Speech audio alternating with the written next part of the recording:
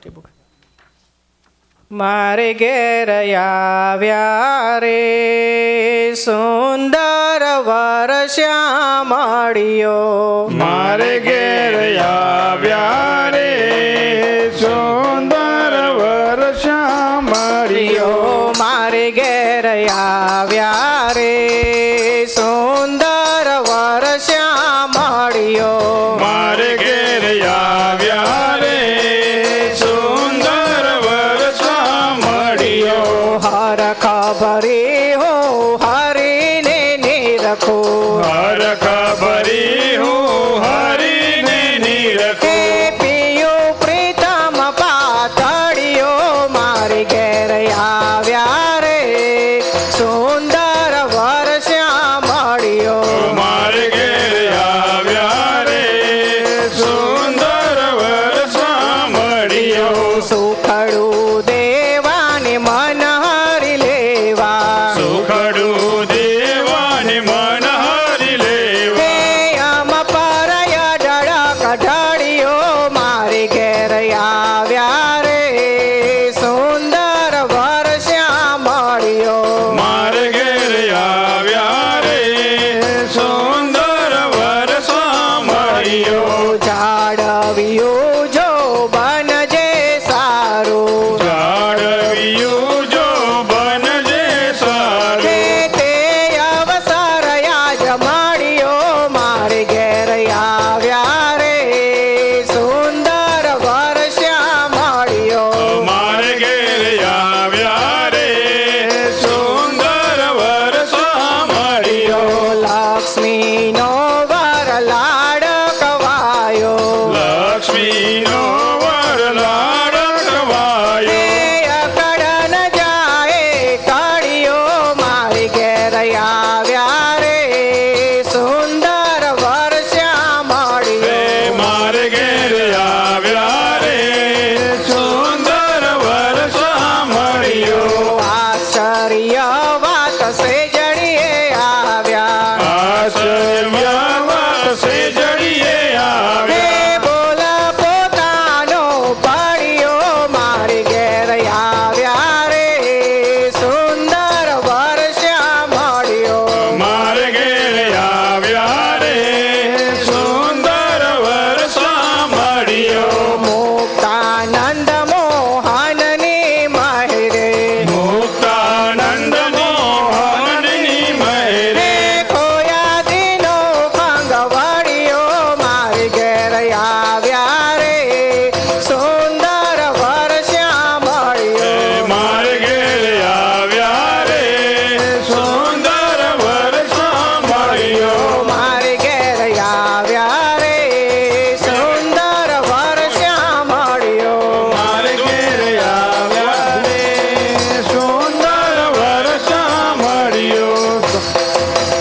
સ્વામિનારાયણ સ્વામિનારાયણ સ્વામિનારાયણ સ્વામિનારાયણ. સ્વામિનારાયણ સ્વામિનારાયણ સ્વામિનારાયણ સ્વામિનારાયણ. સ્વામિનારાયણ સ્વામિનારાયણ સ્વામિનારાયણ સ્વામિનારાયણ. સ્વામિનારાયણ સ્વામિનારાયણ સ્વામિનારાયણ સ્વામિનારાયણ. સ્વામિનારાયણ સ્વામિનારાયણ સ્વામિનારાયણ સ્વામિનારાયણ. સ્વામિનારાયણ સ્વામિનારાયણ સ્વામિનારાયણ સ્વામિનારાયણ. સ્વામિનારાયણ સ્વામિનારાયણ સ્વામિનારાયણ સ્વામિનારાયણ. સ્વામિનારાયણ સ્વામિનારાયણ સ્વામિનારાયણ સ્વામિનારાયણ. સ્વામિનારાયણ સ્વામિનારાયણ સ્વામિનારાયણ સ્વામિનારાયણ. સ્વામિનારાયણ સ્વામિનારાયણ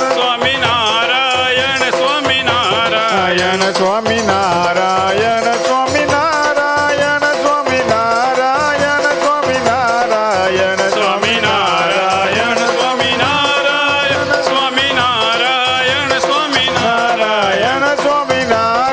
સ્વામિનારાયણ સ્વામિનારાયણ સ્વામિનારાયણ સ્વામિનારાયણ. ઘનશ્યામ મહારાજની જય. અવસંભવભીતિ ભેદનમ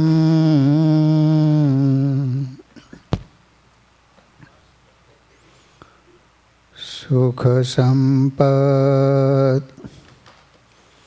કરુણાનિકેતનમ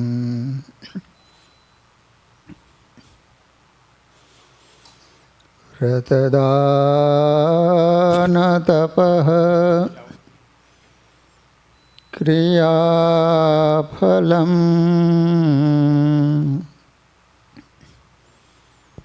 સહજાનંદ ગુરુમ ભજે સદા. ઓમ અવતારિણે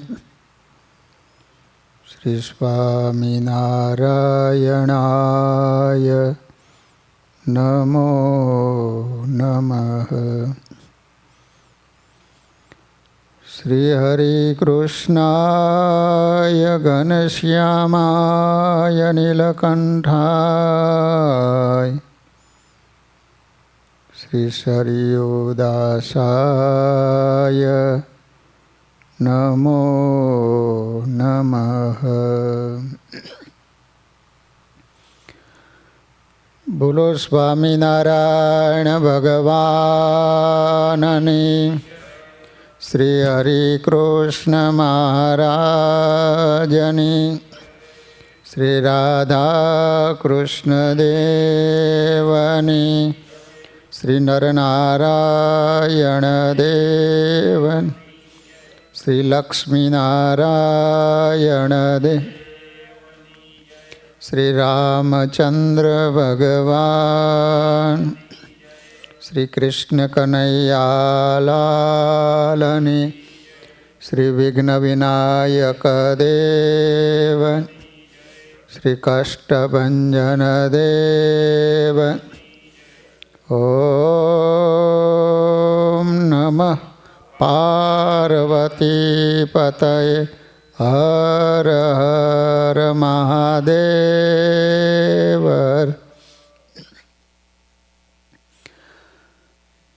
સર્વાવતારી આપણા સૌના આરાધ્ય ઈષ્ટદેવ શ્રી સ્વામિનારાયણ મહાપ્રભુજી નિજ મંદિરમાં બિરાજતા મહાપ્રતાપી સંકલ્પ સિદ્ધ શ્રી ઘનશ્યામ મહારાજ, શ્રી રાધાકૃષ્ણ દેવ આદિક દેવો, શ્રી નરનારાયણ દેવ ગાદી પીઠાધિપતિ પરમ પૂજ્ય આચાર્ય મહારાજ શ્રી તથા શ્રીજી મહારાજના લાડીલા બધા જ હરિભક્તોને પૂર્ણિમાના ઘણા ભાવથી જય સ્વામિનારાયણ, જય સ્વામિનારાયણ.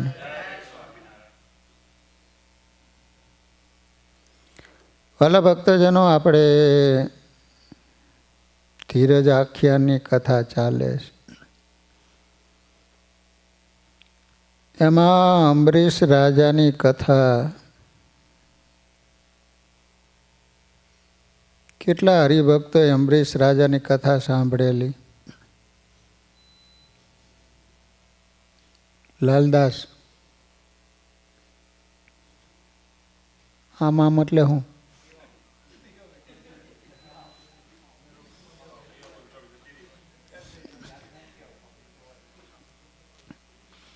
વળી કહું એક રાજા અંબરીશજી,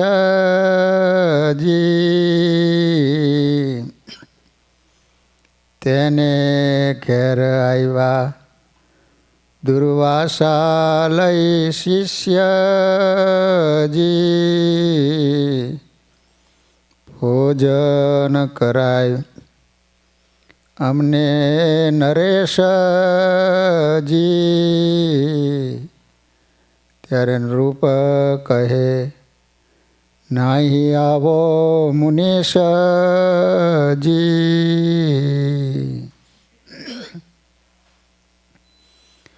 અંબરીશ નામના રાજા હતા. બહુ સારા ભગવાનના ભગવદીય હતા. પોતાનું તન મન ધન સર્વસ્વ ભગવાનને અર્પણ કરી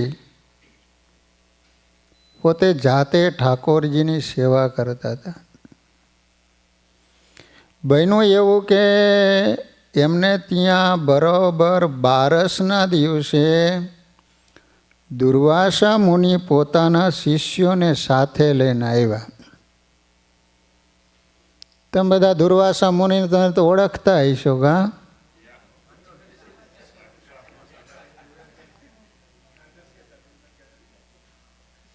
મૂર્તિમંત ક્રોધનું સ્વરૂપ જોવું હોય તો દુર્વાસા મુનિ. અમારે સંતો પાણી પીવા માટે ઓલું કમંડળું રાખે. તરસ લાગે ને એટલે એમાંથી પાણી પીવે. પણ દુર્વાસા મુનિ પાણીનું કમંડળું ભરી રાખે પાણી પીવા માટે નહીં, શ્રાપ દેવા માટે. 24 કલાક ઇમરજન્સીમાં છે. બને ત્યાં સુધી આ બાપુને કોઈ આમંત્રણ ન આપે,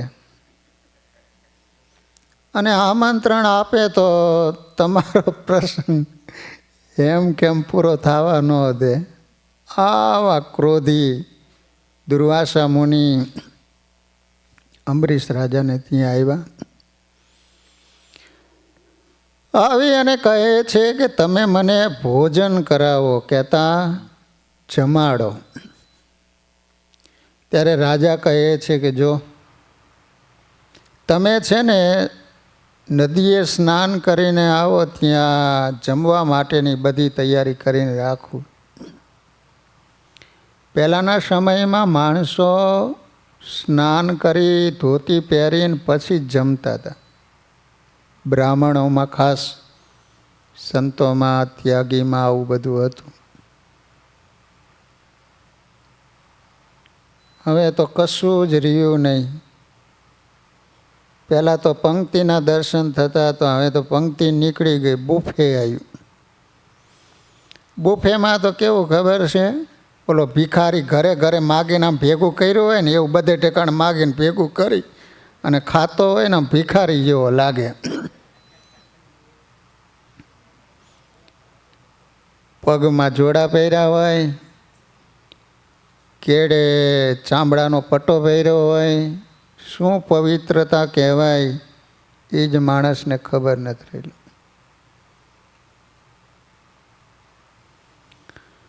પહેલાં તો મને ખબર છે કે ઉત્સવ સમયમાં અમારા હળવદ તાલુકામાં મેં જોયેલું કે મૂર્તિ પ્રતિષ્ઠા હોય કે કોઈ કથા પારાયણ હોય તો પંક્તિ પાડતા હતા. અને એ પંક્તિમાં પાછા બધા શ્લોક બોલતા હોય, ધૂન બોલતા હોય, ભજન કરતા હોય. હજી કચ્છમાં રિવાજ છે હો. કચ્છમાં લાખોની સંખ્યામાં હરિભક્તો ઉત્સવોમાં આવે તો એ લોકો પંક્તિ જ પાડે છે. એટલે દુર્વાસા મુનિને કહે છે કે તમે શિષ્યોની સાથે નદીએ સ્નાન કરીને આવો, ત્યાં તમારે જમવા માટેની બધી હું તૈયારી કરીને રાખું. પણ અહીંયા રાજા એમ કહે છે કે મુનિ વેલા તમે આવજો, આજ છે દ્વાદશીનો દન, નાયવા ટાણે જાણી રૂપે કર્યું ઉદક પાન રાજન.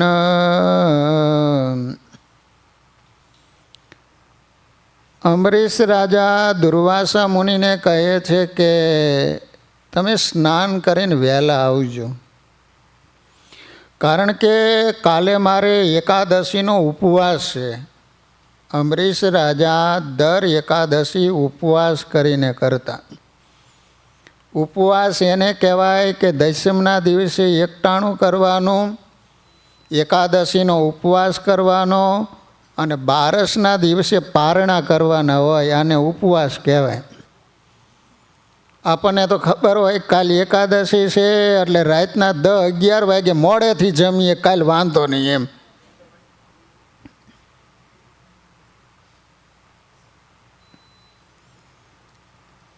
તો પારણા કરવાનો ટાઈમ હોય, એ ટાઈમે તમે પારણા કરો તો જ ઉપવાસનું ફળ મળે. એટલે દુર્વાસા મુનિને કહે છે કે તમે સ્નાન કરીને વહેલા આવતા રહીજો, કારણ કે કાલે એકાદશીનો ઉપવાસ છે અને તમને જમાડ્યા વિના પાછું મારે પારણું ન કરાવે. હવે સ્નાન કરવા માટે ગયા.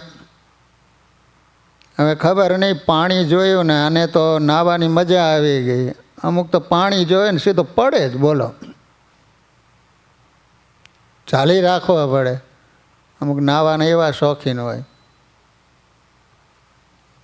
પણ ક્યાંક સમુદ્ર હોય, નદી હોય, અજાણ્યા સ્થળો હોય ને તો જરા વિચાર કરીને અંદર પડવું, નહીંતર ઘણીવાર માણસો ડૂબી જતા હોય. તમે જોવો છો ને, સમુદ્રમાં નાહવા માટે જાય તો ઊંડા હાલ્યા જાય ને પછી ઓલું મોજું આવે મોટું તો લઈ જાય તમને. પછી સમુદ્રમાં તમને ગમે એટલું તરતા આવડતું હોય તો પછી અહીંયા મેર ન પડે. તો હવે આ બાજુ પારણા કરવાનો ટાઈમ થઈ ગયો. રાજા વિચાર કરે છે કે દુર્વાસા મુનિ આવ્યા નહીં, હવે એને જમાડ્યા સિવાય મારે જમાય નહીં, કરવું શું? એટલે એમને ત્યાં બ્રાહ્મણ હતા, એને વાત કરી કે આવું ધર્મ સંકટ આવ્યું તો હવે મારે શું કરવું એમ. બ્રાહ્મણોએ કીધું કે તમે છે ને ભગવાનનું ચરણામૃત હોય એનું તમે પાન કરી લો એટલે જયમાય ન કહેવાય અને પારણું થઈ ગયું કહેવાય. હવે બરોબર એ ભગવાનનું ચરણામૃત હતું એનું પાન કરે છે, ત્યાં સામેથી દુર્વાસા મુનિ આવ્યા. તે દુર્વાસા મુનિને એમ થયું કે આને જમીન હવે પાણી પીવાની તૈયારી કરે છે. એટલે દુર્વાસા મુનિ તો એકદમ ક્રોધાવેશમાં આવી અને કહે છે કે મને જમાડ્યા વિના જમ્યો, દઉં શું શ્રાપ રાજન? કે મેં તને કહ્યું હતું કે મારી રાહ જોઈએ અને અમને મૂકીને તે જમી લીધું, જાઓ તમને શ્રાપ દઉં છું.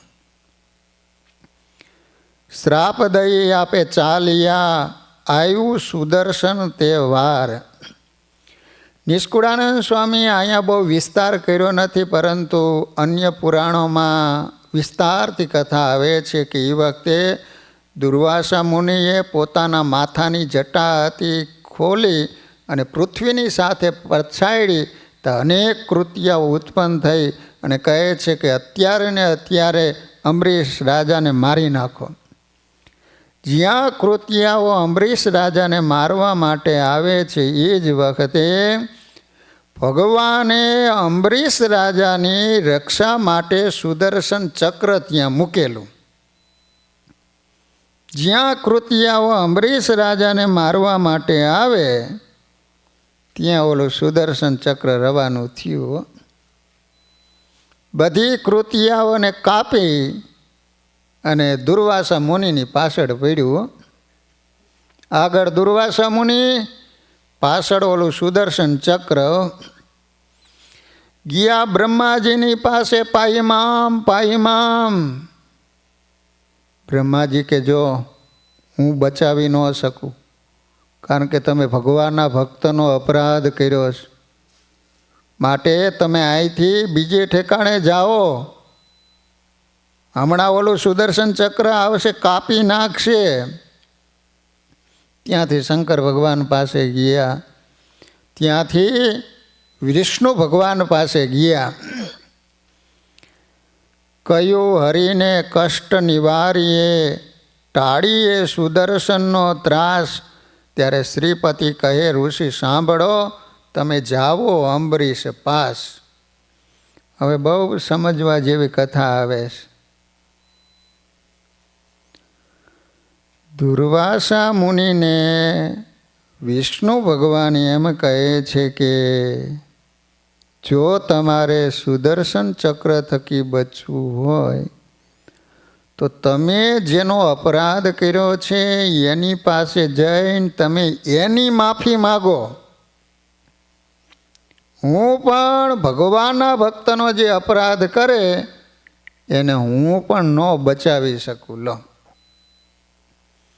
આપણે ઘણીવાર ભગવાનના ભક્તનો અપરાધ કરીને ભગવાનની પાસે માફી માગતા હોઈએ છીએ ને, ત્યારે ભગવાન પણ એમ કહેતા હોય છે કે બેટા, તે જેનો અપરાધ કર્યો છે એની પાસે જઈને માફી માગ, હું માફી ન આપી શકું.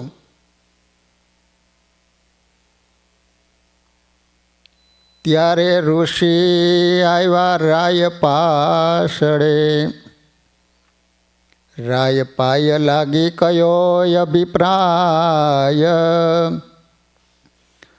આજ તેદી એક ભાવ હોય તો સુદર્શન દૂર થાય. એ દુર્વાસા મુનિ ત્યાંથી દોડતા દોડતા ધોતિયું ચાલ્યું રહ્યું કે ન રહ્યું, નકર કાપી નાખે એ રીતે મીંડા દોડવા. અમરીશ રાજાની પાસે આવીને કહે છે કે પાઈમામ પાઈમામ, બચાવો બચાવો, મારી ભૂલ થઈ ગઈ. અને એ વખતે જે અમરીશ રાજા બોલ્યા ને, આ કથાનો સાર હવે છેલ્લે આવે છે. ત્યારે અમરીશ રાજા સુદર્શન ચક્રને એમ કહે છે કે હે સુદર્શન ચક્ર, અમરીશ રાજા મારા ઘરે આવ્યા અને એના પ્રત્યે મને જેવો ભાવ હતો, આ દુર્વાસા મુનિ, એના પ્રત્યે મને જેવો ભાવ હતો, મને મારી નાખવા માટે આટલું એને કર્યું, છતાંય પણ એ ભાવમાં જરા પણ ફેર ન પડ્યો હોય ને, તો હે સુદર્શન ચક્ર, તમે પોતાના સ્થાને આરૂઢ થઈ જાઓ. એમ શત્રુ મિત્ર જેને સમ છે સુખ દુઃખ દેનાર, એવા ભક્ત જે જગતમાઈ, એની ઉપર પ્રભુનો પ્યાર. તરત સુદર્શન ચક્ર પોતાના સ્થાને બેસી ગયું. સ્વામી કહે છે કે જેને શત્રુ અને મિત્ર સરખા છે, આપણે તો જેની પાછળ પડીએ ને ભૂકા કાઢી નાખીએ, ત્યાં સુધી કેળો ન મૂકીએ. પણ અહીંયા સ્વામી શું કહે? શત્રુ મિત્ર જેને સમ છે સુખ દુઃખ દેનાર, સુખ આપે તોય ભલે, દુઃખ આપે તોય ભલે, બંને પ્રત્યે સમાન ભાવ જેને છે, એવા ભક્ત આ જગતમાં છે, એની ઉપર પ્રભુનો પ્યાર. એવા ભક્ત પ્રભુજીને પ્યારા છે. પર પ્રાણીને પીડે નહીં, મર પીડાએ પંડ પોતા તણું, એવો વિચાર જેને અંતરે ઘડી ઘડી રહે છે ઘણું. હિતકારી ભારી સૌ જીવના, જેને ભૂંડાએ ભાગ આવી નથી, તેને અવળું અવરનું કેમ થાય ઉપર અંતરથી. બહુ સરસ મજાની વાત કરે છે કે આમાંથી બે વાત શીખવા જેવી આવી. એક તો કોઈ દિવસ ભગવાનના ભક્તનો દ્રોહ ન કરીએ, વગર વાંકે મન કર્મ વચને કરીને સામેની વ્યક્તિ દુઃખી થાય એવું આપણું આચરણ ન હોવું જોઈએ. ત્રણ રીતે દ્રોહ થતો હોય છે: મનથી, કર્મથી અને વચનથી. ઘણીવાર બીજાનું ખરાબ થાય એવું આપણે મનમાં સંકલ્પ કરીએ ને, એ પણ એક પ્રકારનો દ્રોહ જ છે, એક પ્રકારનું પાપ છે. પછી કર્મ એટલે દેહ કરીને વગર વાંકે ગમે એનો તિરસ્કાર કરીએ, વગર વાંકે કોઈકને મારીએ, કોઈ પણ વ્યક્તિને આપણે દુખીએ કરીએ, એને દ્રોહ કહેવાય, વગર વાંકે. હો,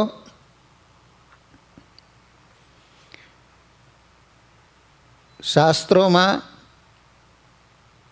દ્રોહનું બહુ પાપ બતાવ્યું છે. જો તમે જોઈશો ને તો તમારા થકી નાનું કે મોટું કંઈ પણ પાપ થઈ જાય ને તો એનું શાસ્ત્રોમાં વિધાન હોય, કહેતા એનું પ્રાયશ્ચિત હોય. કે દાખલા તરીકે કીડી જાતી હોય ને આમથી આપણે આમ મારી નાખીએ કે કોઈ પંખીને મારી નાખીએ તો શાસ્ત્રો કહે છે એક ઉપવાસ કરી નાખો એમ.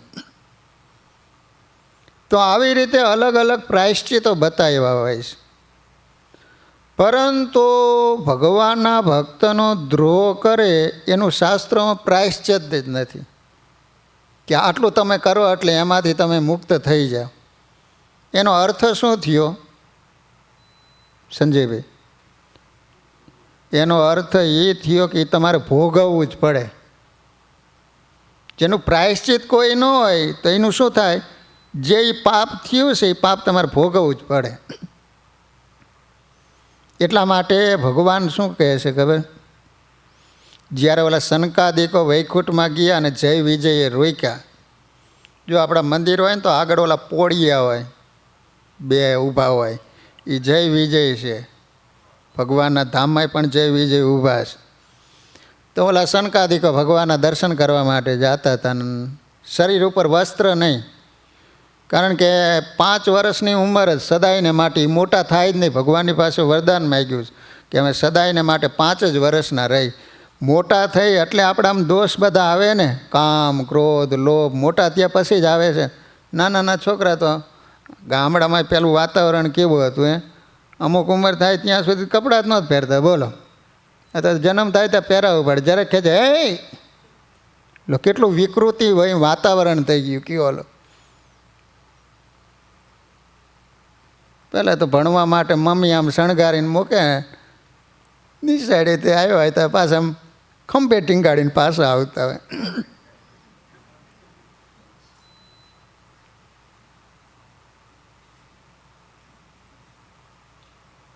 તો સનકાદિકો 5 વર્ષના સદાયને માટે.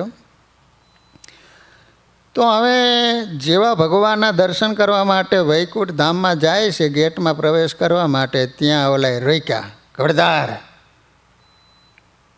કંઈ શરમ છે કે નહીં? એમ ભગવાનના દર્શન કરવા જાવ આમ શરીર ઉપર કપડાં તો પહેરો એમ. અને જ્યાં આ રીતનું કીધું ને, સનકાદિકો વિચાર કરે છે કે ભગવાનના ધામમાં રહ્યા છતાંય પણ હજી આની માયિક દ્રષ્ટિ ટેડી નથી એમ. અને ક્રોધાવેશમાં આવીને શ્રાપ દઈ દીધો. તો એ વખતે ભગવાનને ખ્યાલ આવ્યો. આ ઝઘડો થયો ને તો ભગવાન આવ્યા અને ભગવાન કહે છે કે સનકાદિકો તમે જે કર્યું છે ને એ સારું જ કર્યું છે. અને એ વખતે ભગવાન એમ બોલ્યા કે મારો હાથ જો ભગવાનના સંત કે ભક્તનો દ્રોહ કરે ને તો મારો હાથ પણ કાપી નાખું. આંખથી જો ખરાબ દ્રષ્ટિ થાય ને તો મારે આંખને પણ ફોડી નાખું. બોલો, એટલા માટે વાલા ભક્તજનો, સંપ્રદાયમાં ઘણા બધા પ્રસંગો છે કે જેને જેને જીવનમાં દ્રોહ કર્યો એના કેવા બધા પરિણામો આવ્યા છે. જો 5 માળા વધુ ઓછી ફરે એની ચિંતા નહીં કરવાની, પરંતુ આપણા થકી કોઈનો મન કર્મ વચનથી દ્રોહ ન થઈ જાય એનું ખાસ ધ્યાન રાખવાનું. ઘણા તો 50 માળા ફેરવી નાખે પણ એવી કબાડ વાણી હોય ને બાપા, હા બોલે એટલે એને હથિયારની જરૂર જ ન પડે, ઊભો વેતરી જ નાખે. બોલો, ઓલા પરશુરામ આવ્યો ને, પરશુરામ વાક્રોધ આવે, કોને ધનુષ ભાંગ્યું છે એને એક બાજુ કરી નાખો, નકર બધા ક્ષત્રિયોના માથા ડોલ કરી નાખે એમ. જનક, જેને ધનુષ તોડ્યો છે ને એક બાજુ કરી દે. તે ઓલા લક્ષ્મણજી આવ્યા. તે લક્ષ્મણજી તો પાછા એવા ચાય કરીને પાછા વધારે ખીજવે. તે લક્ષ્મણજી કે હે પરશુરામ, તમે આ ફરશું હારે શું કામ રાખ્યું? એ કે તારા જેવાનો વધ કરવા માટે, મારવા માટે. એ કે બાપુ તમારે આ ફરશું રાખવાની જરૂર નથી, તમારે વાણી જેવી બોલો તો માણસ કપાઈ જ જાય. કે લો, એકની વાણી લાખ લે, એકની લાકડીઓ ખાય, એક વિદેશ ગયો ન વિસરે, એક પાયે બેઠો ન પોહાય. પ્રિય વાક્ય પ્રદાનેન સર્વે જંતવ તુષ્યતિ, તસ્માત પ્રિય હિ વક્તવ્યમ વચને કા દરિદ્રતા. જો પ્રિય વાણી બોલે ને બધાને સારી લાગે, મીઠી વાણી બોલો બધાને સારી લાગે. તો પછી શાસ્ત્રો એમ કહે છે કે પ્રિય વાણી બોલવાથી બધા જ પ્રસન્ન થતા હોય તો તમે શા માટે કડવી વાણી બોલો? વાણીમાં પણ કંજુસાઈ કરો છો? અહીંયા રૂપિયો દેવો પડે છે કે કયો? હાલો સારું બોલવામાં રૂપિયો દેવો પડે છે કયો? તો એ માણસ સારી વાણી નથી બોલી શકતા, બોલો. અને માણસ બંધનમાં આવે તોય વાણી બોલવાથી, બંધનમાં આવી ગયો હોય છૂટે પણ વાણી બોલવાથી. ઓલા બાપ દીકરાનો કોર્ટમાં કેસ ચાલતો હતો, એટલે જજે વાત કરી કે હા ઝઘડાનું કાંઈ સમાધાન થાય એવું નથી. એટલે બાપને કીધું કે ગમે તેમ તો તમારો દીકરો છે, કેસ પાછા ખેંચી લ્યો એમ. એટલે બાપ ઓલા જજને કહે છે કે દીકરો મારો એ વાત સાચી છે, પણ આંગળિયાત છે. હવે આંગળિયાતમાં ઓલો જજ સમજે નહીં તો કે આંગળિયાત એટલે શું? તો કે તમને સમજાવું? તો કે હા. એ કે તમારી મા મરે, તમારો બાપ મરે, તમારી મા રાંડે, મારું ઘર માંડે, અને તમે હારે આવો ને એને આંગળિયાત કહેવાય.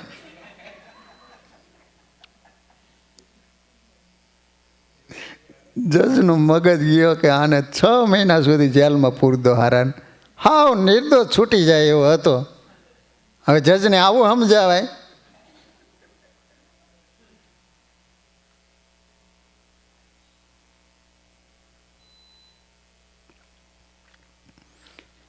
તો વાલા ભક્તજનો, અમરીશ રાજાની કથા આપણે સૌને સાવધાન કરે છે કે કોઈનો દ્રોહ ન કરવો, વગર વાંકે કોઈને દુઃખી ન કરવા. એકવાર મુક્તાનંદ સ્વામીનું સંત મંડળ લઈ અને સ્વામી સૌરાષ્ટ્રમાં આવેલા સાંગાવદર ગામની સીમમાં એક વાડીએ કૂવા કાંઠે હાથ પગ ધોવા માટે બેઠા. ત્યાં વાડીનો માલિક આવ્યો અને સ્વામીને ધક્કો મારીને ગાયડો દેતો દેતો કહેવા લાગ્યો, મારી વાડીમાં શું કામ આવ્યો? બોલો, મુક્તાનંદ સ્વામીને આવું કીધું, સીધું આવે, ધક્કો જ માર્યો. તને જોઈને મારા બળદો ભડકા. સ્વામી તો કંઈ બોલ્યા નહીં, જતા રહ્યા. પછી પેલો પાણી વાળવા લાગ્યો અને એ સમયે ચોર લોકો આવ્યા અને કંઈ પણ પૂછ્યા વિના પહેલાંને મારી નાખ્યો. આનું કારણ શું? વગર વાકે મુક્તાનંદ સ્વામીનો દ્રોહ કર્યો. પાણી વાળતો હતો ને ઓલા માણસો આવ્યા, રાય રાય જેવડા કટકા કરી નાખ્યા. હો, તરત દ્રોહનું ફળ મળી ગયું. સંત સંતાપે જાત હે, રાજ ધર્મ અરુ વંશ, તુલસી તીનો નવ રહે, રાવણ કૌરવ ને કંસ. સંત સંતાપે જાત હે, રાજ ધર્મ અરુ વંશ. તુલસીદાસજી કહે છે કે આ ત્રણેયમાં પાછળ એને પાણી પાનારું કોઈ ન બચ્યું. બોલો, રાવણ, કૌરવ ને કંસ, 100 કૌરવ હતા. વિચાર તો કરો. ધૃતરાષ્ટ્ર બેઠો છે એની આંખની સામે 100 દીકરા મરી ગયા. બોલો, રાવણ કેટલો મોટો એનો વંશ વિસ્તાર હતો, પણ મર્યો ને ત્યારે એ મંદોદરી ખોડામાં માથું લઈ અને રડતી રડતી કહેતી હતી કે પતિદેવ, મેં તમને કેટલા સમજાવ્યા, તમે સમજ્યા નહીં. એને કારણે તમને આજ પાણી પાનાર પાછળ કોઈ નથી બચ્યું. બોલો, કંસ. નકર કંસ એટલે એને આમ કેટલી તાકાત હતી ખબર હે? એમ કહેવાય છે કે ઓલો કુવલિયા પીડ નામનો હાથી હતો ને, એ જરાસંઘનો હતો. તો એ જરાસંઘ પોતાના માણસોની સાથે એ હાથી લઈને ત્યાં મથુરાની આસપાસ આવ્યો. તો એ બરોબર હાથી છૂટી અને શહેરમાં આવી ગયો. તો એ વખતે કંસે એ હાથીનું પૂંછડું પકડી ગોળ ગોળ ફેરવી અને જે ઘા કર્યો કે જરાસંઘની જ્યાં છાવણી હતી ને ત્યાં પડ્યો. જરાસંઘ વિચાર કરે છે કે આવો હાથી અને એને ગોળ ગોળ ફેરવીને ઘા કરે અને અહીંયા ફેંકી દેતો હોય તો એ માણસ કેટલો તાકાતવાળો હશે એમ. તે પોતાની 2 દીકરી હતી ને, એટલે પોતાની બંને દીકરીને એને લગ્ન કર્યા, હસ્તી ને પ્રાપ્તિ. એ જરાસંઘે પોતાની 2 દીકરીઓ આપી કે આવો તાકાતવાળો હોય એને છોકરી આપી તો કોઈ નામ ન લઈ શકે એમ. પણ મર્યો ત્યારે પાછળ એને કોઈ પાણી પાનારું નહોતું બચ્યું. બોલો, અને હજી સુધી કોઈ પોતાના બાળકનું નામ કંસ નથી પાડતું. બોલો, તમારા અમેરિકામાં છે કોઈ નામ કંસભાઈ? આપણે સ્ટોર હોય કે પાનના ગલ્લા હોય દેશમાં, તો ખબર નથી અમેરિકામાં પાનના ગલ્લા હોય કે ન હોય. તો ત્યાં કષ્ટભંજન દેવ સ્ટોર ને આવા બધા નામ હોય અલગ અલગ, સ્વામિનારાયણ ને શ્રી હરિ ને શ્રીજી કૃપા. પણ હજુ સુધી કોઈએ રાવણ સ્ટોર આવું લખ્યું?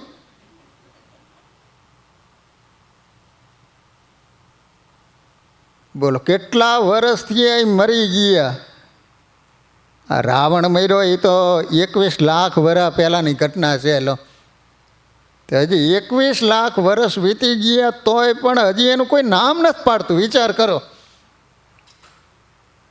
કોઈ બહેનોએ પોતાની દીકરીનું નામ શૂર્પણખા પાડ્યું?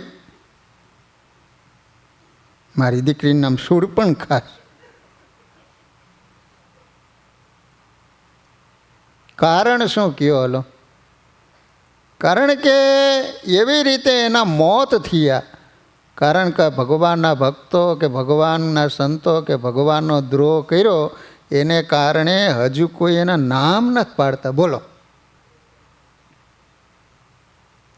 તુલસી હાય ગરીબ કી કબુ ખાલી ન હોત, મુએ ઢોર કે ચામ સે લોહા ભી ભસ્મ હોત.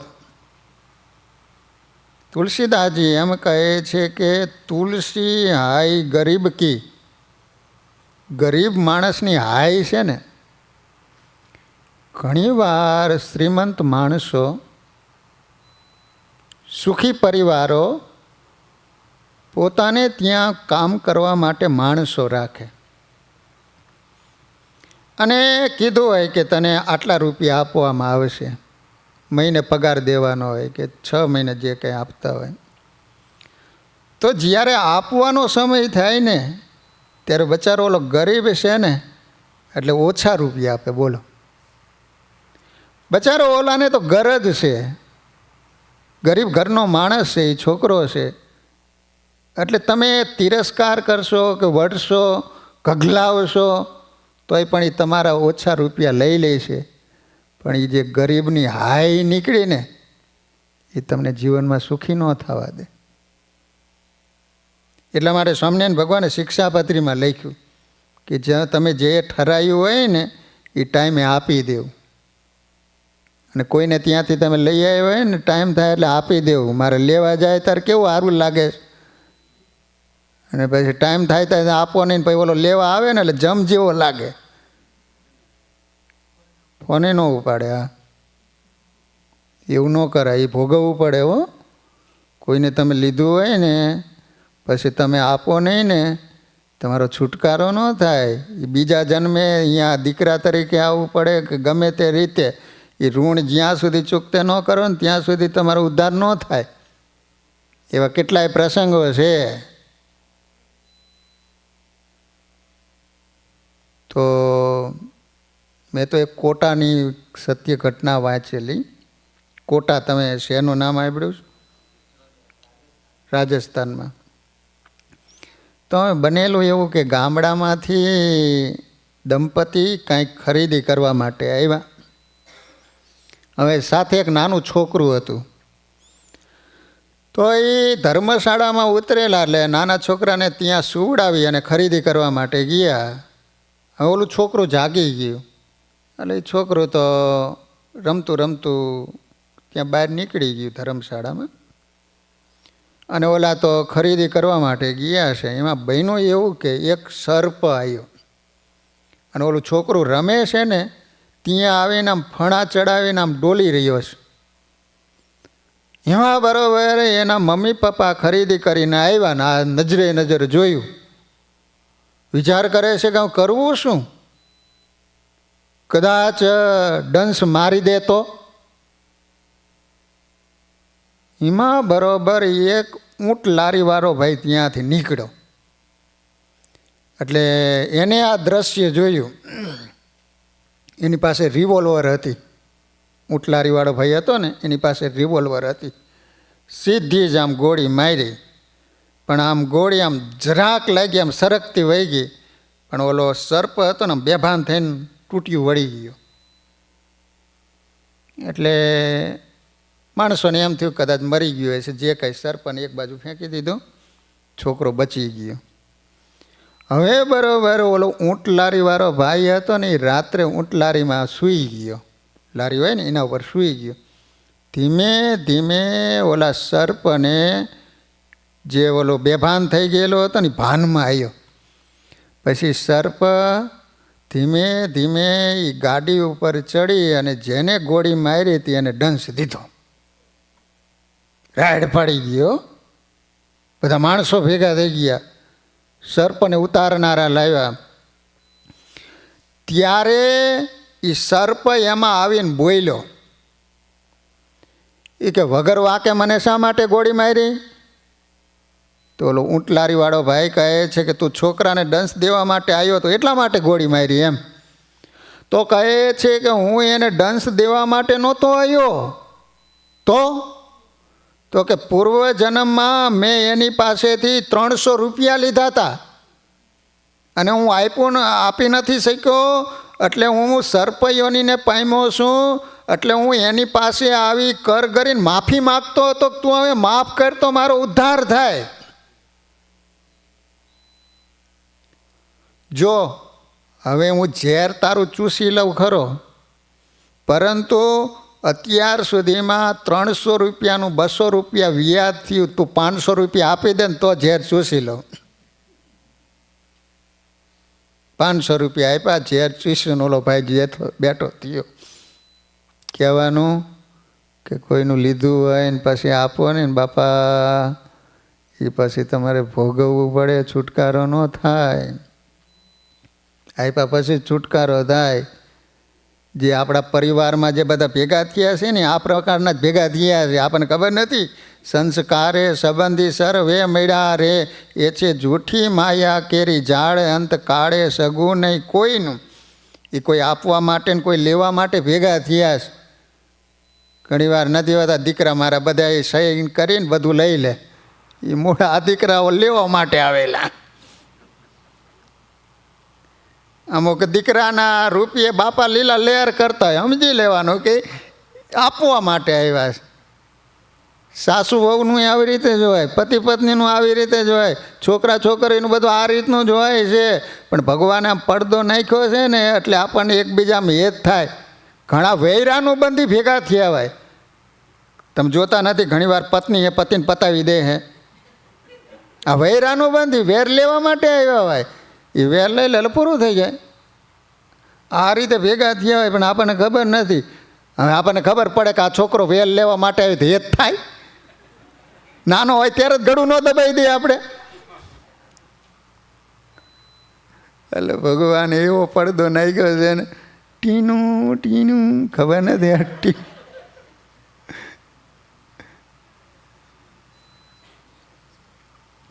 તો તુલસીદાસજી એમ કહે છે કે તુલસી હાય ગરીબી કબુ ખાલી ન હોત, મુવે ઢોર કે ચર્મ છે લોહા બી ભસ્મ હોત. ઓલી ધમણ તમે જોઈ છે? રમેશભાઈને જ ખબર હોય, પહેલાંના સમયમાં લુહાર લોકો ઓલો અગ્નિ હોય એને પવન નાખવા માટે ઓલી ચામડાની ધમણ બનાવે અને આમ દે ને પંપની જેમ, એટલે એમાંથી હવા છૂટે એટલે ઓલો અગ્નિ હોય ને આમ પ્રજ્વલિત થાય. તો તુલસીદાસજી એમ કહે છે કે ધમણ હોય ને ધમણ ઈશાની હોય, મરી ગયેલા પશુ એનું ચામડું ઉતારીને ધમણ બનાવેલી હોય. તો તુલસીદાસજી એમ કહે છે કે મરી ગયેલા પશુ એની ધમણ પણ લોખંડ જેવું લોખંડ એને જો પીગળાવી દેતું હોય તો પછી ભગવાનના સંત કે ભક્તનો દ્રોહ કર્યો હોય અને એની જે હાય છે ને એ કોઈ દી ખાલી ન જાય, એનું કંઈક ને કંઈક પરિણામ આવે જ. એકવાર ગોપાળાનંદ સ્વામી સૌરાષ્ટ્રમાં આવેલ મોટા દેવળીએ પધારેલા. દેવળિયા 2-3 ગામના નામ છે હો દેવળિયા. એક તો અમારા હળવદ તાલુકાનું દેવળિયા ગામ છે, એક તાવીનું દેવળિયા ગામ કહેવાય મૂડી બાજુ, અને આ સૌરાષ્ટ્રનું દેવળિયા ગામ છે. તો એ વખતે સ્વામી પાસે એક કુસંગી બ્રાહ્મણ આવ્યું. ત્યારે સ્વામીએ તો એઓને પૂછ્યું તમારી અટક શું? ત્યારે પહેલાંમાંથી એક બ્રાહ્મણ મસ્કરી કરીને કહેવા લાગ્યો, વિચાર કરો ગોપાળાનંદ સ્વામીની મસ્કરી કરી. ફક્ત ગોપાળાનંદ સ્વામી તો પૂછ્યું જ તું, ફક્ત તમારે સરનેમ શું એમ. તો મસ્કરી કરીને કહેવા લાગ્યો, અમારી અટક ગોટાળી છે ગોટાળી. આમ કહીને હસતા હસતા એ બ્રાહ્મણો જતા રહ્યા. ત્યાર પછી તેમના કહેવાય છે કે ગોપાળાનંદ સ્વામીની આવી રીતની મસ્કરી કરી એને કારણે એના જેટલા સંતાનો જન્મે ને એ બધા જ બોબડા થવા લાગ્યા. બોલો, આજ પણ એના પરિવારમાં એકાદ બાળક બોબડો જન્મે છે. બોલો, તોતડો. ગોટાળી ગોટાળી કીધું ને સ્વામીની આગળ મસ્કરી કરી. હજુ સુધી તેઓના વંશમાં તોતડા લોકો જન્મે છે. વિચાર કરો, ગોપાળાનંદ સ્વામીનો દ્રોહ કર્યો, મસ્કરી કરી, તો પરિણામ શું આવ્યું? ભાગવતમાં કથા આવે છે ને કે ઓલા કૃષ્ણ ભગવાનના દીકરા પિંડારક ક્ષેત્રમાં ઓલા ઋષિ મુનિ આવેલા, તો બોલે એની મસ્કરી કરી. બને ને તો કોઈ દિવસ સંતોની, વૃદ્ધોની, બહેન દીકરીઓની મસ્કરી ન કરવી. તો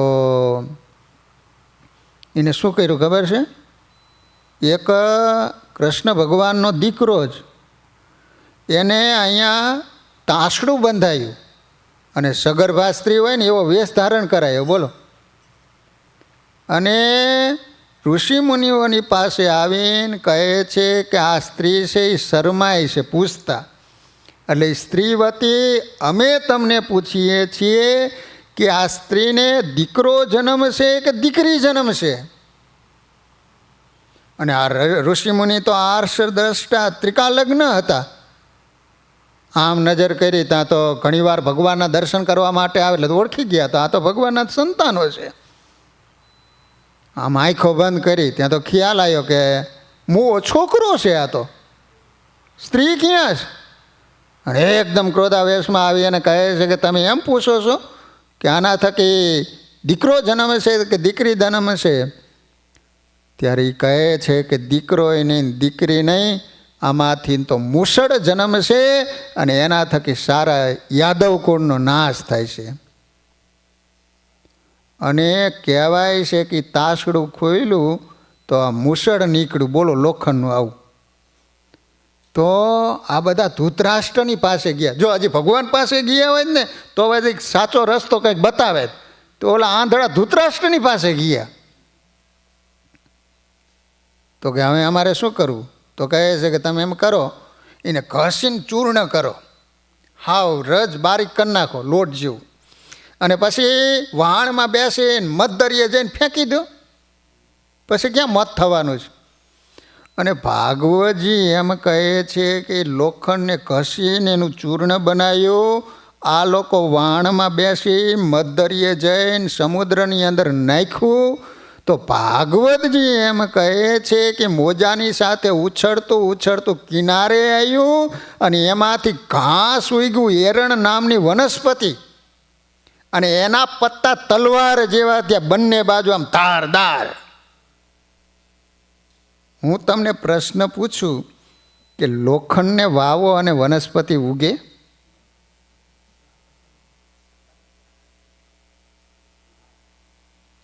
પરંતુ આ એનું પાપ ફૂટ્યું. અને પછી કહેવાય છે કે મદ્યપાન કર્યું, મદોન્મદ બન્યા, અને પછી એકબીજા ઉપર એ પત્તા કાપી અને તલવારની જેમ ઘા કર્યા ને સારું યાદવ કુળ ખપી ગયું. એટલા માટે અહીંયા કહેવાય છે કે ગોપાળાનંદ સ્વામીની આ બ્રાહ્મણોએ મસ્કરી કરી. સ્વામી કે તમારી અટક કઈ? તો કે ગોટાળી ગોટાળી. સ્વામી નમસ્કારી કરીને સ્વામી થોડાક નારાજ થઈ ગયા. તો બોલો, આજ પણ એના કોળમાં એકાદ બે છોકરાઓ તોતડા જન્મ્યા. એકવાર અદ્ભુતાનંદ સ્વામી સંતો સાથે ભદામ ગામમાં ગયેલા. ભદામ ગામ કાનમ પ્રદેશમાં આવ્યું. કાનમ પ્રદેશ કયો કહેવાય? વડોદરા બાજુની સાઈડનો. તો અદ્ભુતાનંદ સ્વામી એટલે તમને ખબર છે ને, ઓલા લગ્ન ચાલતા હતા અને મહારાજનો પત્ર આવ્યો, નીકળી ગયા. મહારાજ કે તમે અદ્ભુત કામ કર્યું, એટલે તમારું નામ અદ્ભુતાનંદ સ્વામી. એ કડુ ગામના કલ્યાણજી હતા, મેથાણમાં લગ્ન થયેલા. તો ત્યાં જઈને તેઓ હરિભગત ગોવિંદભાઈને ઘરે ઉતર્યા અને ઠાકોરજીના થાળ માટે રસોઈ બનાવવા લાગ્યા. એ સમયે ત્યાંના સત્તાધીશ ગણેશજીને સત્સંગ પ્રત્યે દ્વેષ ભાવ હતો. તેથી નોકરોને લઈને ગોવિંદભાઈના ઘરે આવ્યો ઓલો ગણેશજી. આવીને સંતોએ જે રસોઈ બનાવેલી હતી ને ફેંકી દીધી. ગાયડો દઈ સ્વામીને કાઢી મૂક્યા. પછી 8 દિવસની અંદર સરકારના મોટા ગુનામાં ગણેશ આવ્યો. એથી સરકારે તમામ માલ મિલકત લઈ લીધી. પછી તો ટૂંક સમયમાં જ પોતે અને ઘરના તમામ લોકો ભયંકર રોગને કારણે આખું ઘર ખલાસ થઈ ગયું. બોલો, કોઈ માણા પાછળ પાણી પારાનું ન બીજું. બોલો, આખું ઘર ખતમ થઈ ગયું. કારણ શું? વગર વાંકે સંતોનો દ્રોહ કર્યો. લો, નકર સંતો તો જમીન નીકળી જવાના હતા, આવું ક્યાં કરવાની જરૂર હતું? વાલા ભક્તજનો, એટલા માટે એક પ્રસંગ બહુ સરસ મજાનો છે કે ધોલેરામાં નિર્મળાનંદ નામના સાધુ રહેતા હતા. તેઓ અખંડ ભજન સ્મરણ કરતા હતા. ત્યાં એક નિર્વિકારાનંદ નામનો સાધુ પણ રહેતો હતો. તે ઉપરથી તો સાધુના વેશમાં હતો, પરંતુ અંદરથી અસુર જેવો હતો. અસુર જેવો, બોલો, હતો સાધુના વેશમાં, પણ અંદર હતો અસુર. બોલો, તેથી ભોળા અને ભલા એવા નિર્મળાનંદ સ્વામીને વગર વાંકે પજવતો હતો. બીજા લોકો આગળ પણ તેઓને હંમેશા નિંદા કરતો હતો. પવિત્ર સંતના દ્રોહને કારણે એને લેવા માટે યમદૂત આવ્યા. સાધુને યમદૂત લેવા, નકર તો હરિભગત બેઠો હોય ને બાજુમાં તો યમદૂત ન આવી શકે. પાપી જીવની બાજુમાં હરિભગત કે સંત બેઠા હોય તો યમદૂતની તાકાત નહીં ત્યાં સુધી આવી શકે. એને બદલે યમદૂત આ સાધુને લેવા આવ્યા. બોલો, પછી એક જમે બીજાને કહ્યું કે ઓઈલો નિર્વિકારાનંદ, પરંતુ એ નિર્મળાનંદ સ્વામીની બાજુમાં બેઠો છે, ત્યાં સુધીને લેવાય છે નહીં. એ એની પાસેથી ઊભો થઈને દૂર જાય તો એને જમપુરીમાં લઈ જાય. આ વાત નિર્વિકારાનંદે સાંભળી અને યમદૂતોને પણ જોયા. તેથી ત્યાંથી ઉઠો નહીં. હો, પછી તો એને પેશાબ કરવાનું થયું. હવે તો ઊભું થવું જ પડે. તો પણ જમને જોઈને નિર્મળાનંદની પથારી પાસે આખી રાત્રિ બેસી રહ્યો. સવાર થવા આવ્યો ને ત્યારે યમદૂતો હંતાઈ ગયા એટલે નિર્વિકારાનંદ પેશાબ કરવા ગયો. ત્યાં તો પહેલાં દૂતો ત્યાં આવ્યા અને એના જીવને કાઢીને જમપુરીમાં લઈ ગયા. લો વિચાર કરો, સાધુ હોવા છતાંય પણ નિર્મળાનંદ સાધુનો વગર વાકે આ રીતે હેરાન કરતો હતો, તો એને કારણે જમદૂતો જમપુરીમાં લઈ ગયા. વિચાર તો કરો. માટે વાલા ભક્તજનો, અમરીશ રાજાની કથા દ્વારા જીવનમાં આપણે એ શીખીએ કે કોઈ દિવસ કોઈની નિંદા, કુથલી, દ્રોહ, અભાવ, અવગુણ કદી પણ ન થઈ જાય એનું ધ્યાન રાખીએ. જો ગુણાતીતાનંદ સ્વામીએ ઉપદેશામૃતમાં એક વાત કરી છે કે એક નંદ સ્વામી બહુ સારા સ્વભાવના સાધુ હતા. તેઓ જૂનાગઢ મંદિરમાં રહીને સેવા કરતા, ભજન કરતા. તથા સુયજ્ઞાનંદ નામનો સાધુ પણ જૂનાગઢમાં રહેતો અને તેને આ નંદ સ્વામી સાથે ફાવતું નહીં. તેથી વારંવાર તેઓનું અપમાન કરતો, નિંદા બહુ કરતો હતો.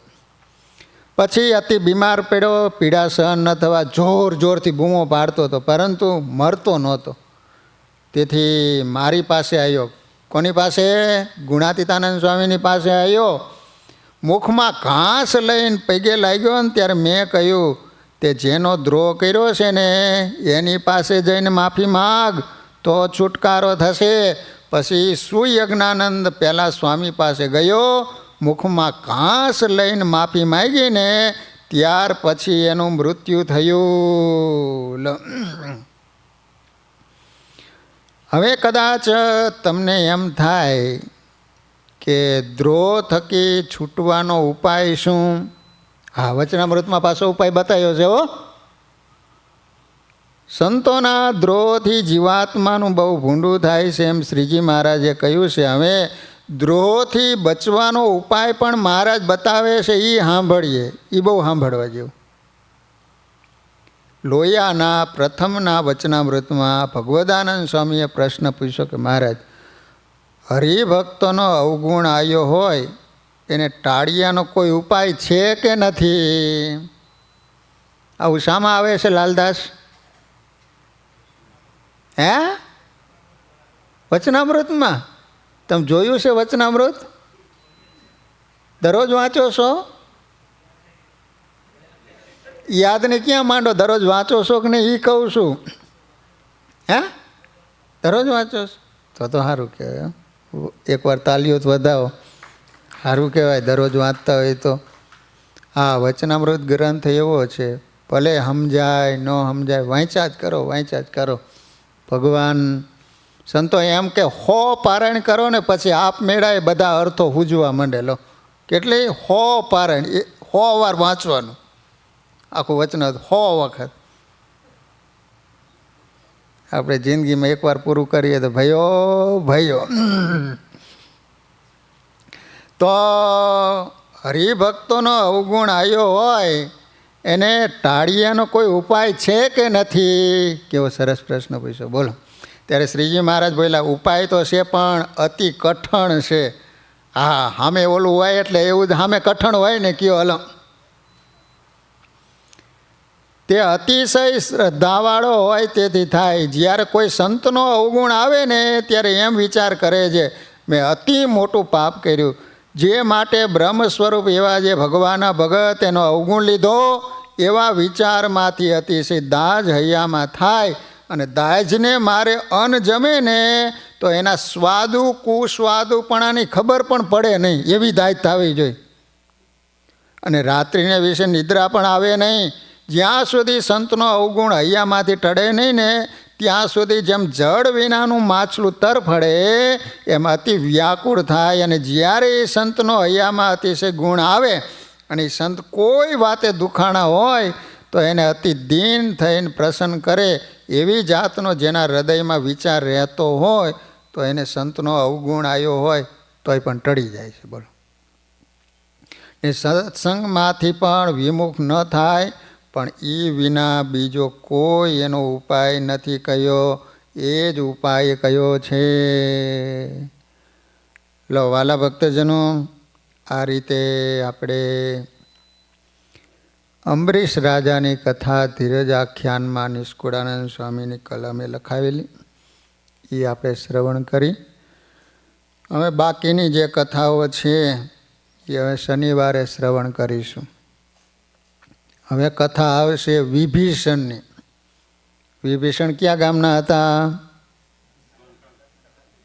તમે ગયા છો શ્રીલંકા? શ્રીલંકા છે આજે પણ. ત્યાં સીતાજી જે અશોક વાટિકામાં રહ્યા હતા. હું તો ગયો નથી, પણ હું ટીવીમાં નવરો બેઠો ક્યારેક આવું બધું જોયા કરતો હોય. દેખાડતા હોય છે ને અલગ અલગ બધું, રીલ બનાવેલી હોય, દેખાડતા હોય છે બધું.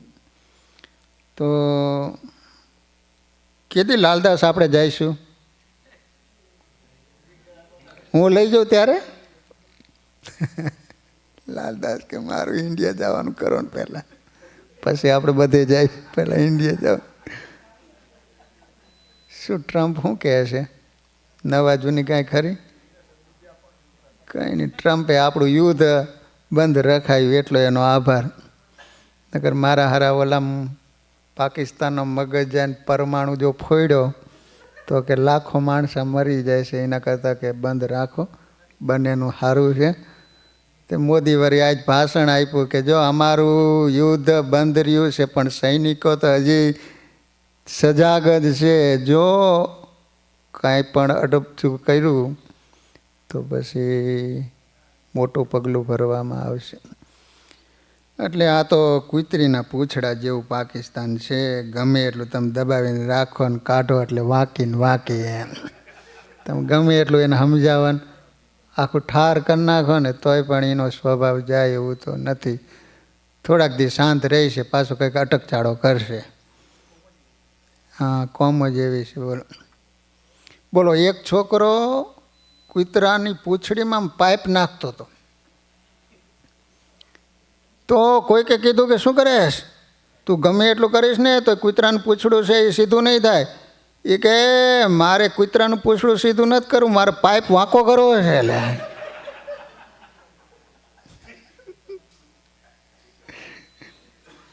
આ વગર માનતાના થી આવે ને આવા છોકરા હોય.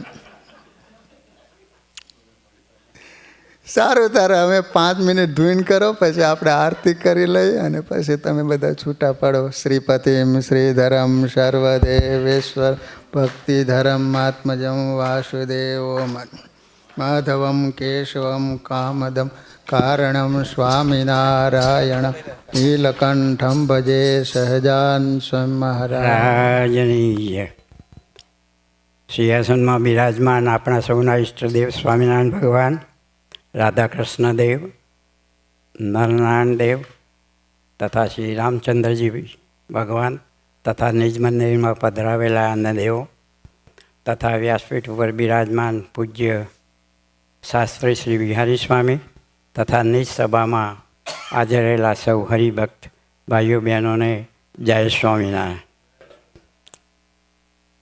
સ્વામીએ વૈરાગ્ય મૂર્તિ નિષ્કુળાનંદ રચિત ધીરજ આખ્યાનોએ અમરીશ રાજાની કથાનું ખૂબ સુંદર અને ખૂબ સરસ દ્રષ્ટાંત આપીને આપણને રસપાન કરાવ્યું. આજનો સભાનો સમય 5 થી 7 હતો. 5:30 થયા એટલે બહુ હરિભક્તો નહોતા, એટલે મેં સ્વામી જોડે ગયો. કીધું આજ કથાનું રસપાન કરાવશો કે પછી જય સ્વામિનારાયણ? એટલે સ્વામી કે આપણો જે નિયમ છે કે ભાઈ કથા કરવી ગમે એટલા હરિભક્તો હોય તો એ કરવી. સ્વામીનો સ્વભાવ છે, આપ સૌ ઓનલાઈન જો સવારે દર્શન કરતા હોય તો દરરોજ સવારે પણ 1/4 કલાકથી કલાક સુધીનું 2 હરિભક્તો હોય તો પણ કલાક કથા કરે છે. એ પ્રમાણે સ્વામીએ ખૂબ સરસ કથાનું રસપાન કરાવ્યું. એ બદલ તાળીઓથી વધાવીએ. આપણે કાયમ વાર્ષિક પૂનમની સભાના યજમાન મનીષભાઈ અને પારુલબેન છે, તો હું મનીષભાઈને અહીંયા આહુત કરી પ્રસાદીનો હાર ગણો અહીંયા પધારે.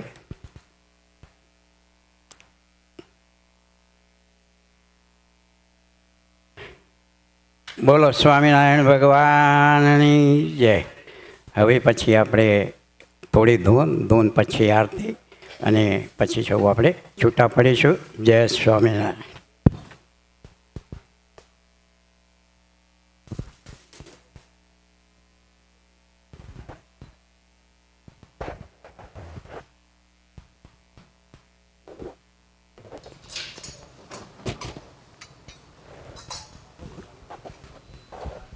સ્વામિનારાયણ સ્વામિનારાયણ સ્વામિનારાયણ સ્વામિનારાયણ સ્વામિનારાયણ સ્વામિનારાયણ સ્વામિનારાયણ સ્વામિનારાયણ સ્વામિનારાયણ સ્વામિનારાયણ સ્વામિનારાયણ સ્વામિનારાયણ સ્વામિનારાયણ ભજ મન સ્વામિનારાયણ સ્વામિનારાયણ ભજ મન સ્વામિનારાયણ સ્વામિનારાયણ ભજ મન સ્વામિનારાયણ સ્વામિનારાયણ ભજ મન સ્વામિનારાયણ સ્વામિનારાયણ સ્વામિનારાયણ સ્વામિનારાયણ સ્વામિનારાયણ સ્વામિનારાયણ સ્વામિનારાયણ સ્વામિનારાયણ સ્વામિનારાયણ સ્વામિનારાયણ સ્વામિનારાયણ સ્વામિનારાયણ સ્વામિનારાયણ સ્વામિનારાયણ ભજ મન સ્વામિનારાયણ સ્વામિનારાયણ ભજ મન સ્વામિનારાયણ સ્વામિનારાયણ